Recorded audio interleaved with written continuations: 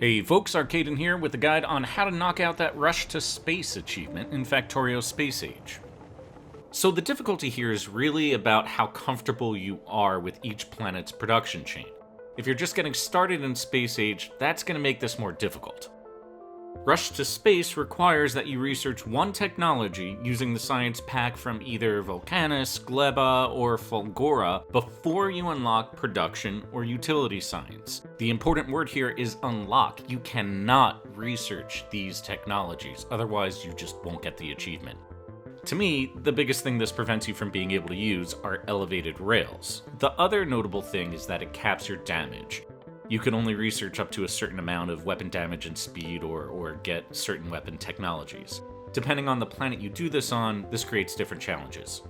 All of this means to get the achievement, you'll have to research space science, get to another planet, unlock that planet's science pack, which means you'll have to complete a setup that uses all of the planet's new materials and buildings, and produce enough of that science pack to unlock one technology with it. Each planet is a viable option, but they all have their own nuances, so let's take them one by one. Option 1, Gleba. The nice thing about getting this achievement on Gleba is you only have to produce 50 agricultural science packs to research tree seeding. The not nice thing is you've gone to Gleba as your first planet after Novice. The damage cap and lack of Tesla technology are going to be your biggest barriers here. The bigger pentapods will just wreck you at this stage. However, you need their eggs to produce both the biochamber building and then the science pack.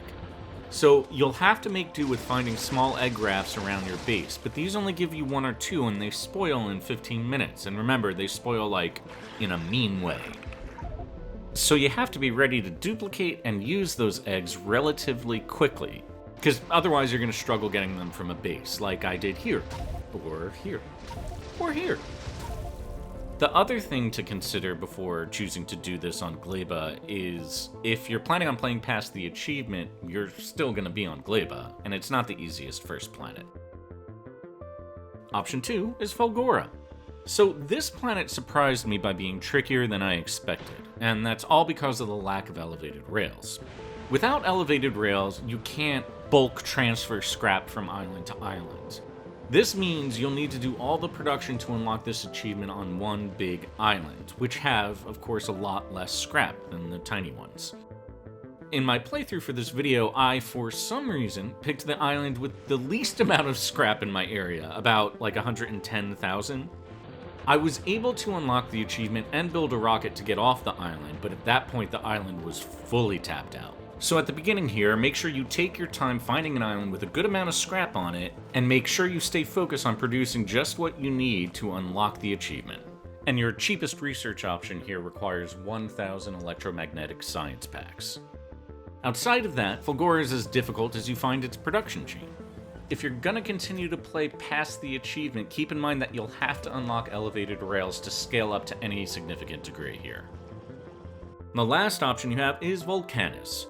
Now, if I had to make a broad recommendation on which planet is the simplest to choose, it would be Vulcanus. It's the least resource constrained of your options, and the lack of utility and production science isn't really a big deal here. You start the planet with a solid amount of coal, sulfuric acid, and calcite. You don't need the elevated rails to get to your first tungsten ore patch.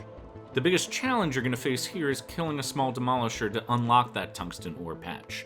Now, the damage cap has an effect here, but it's nothing that can't be solved by just going bigger.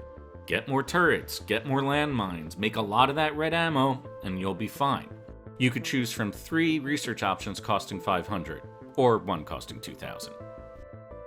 Now, because you have relatively easy access to a decent amount of early resources, you can scale up production on Vulcanus easier than the other planets before unlocking the other 2 science packs. So this is a good option if you are planning on continuing your playthrough after the achievement pops.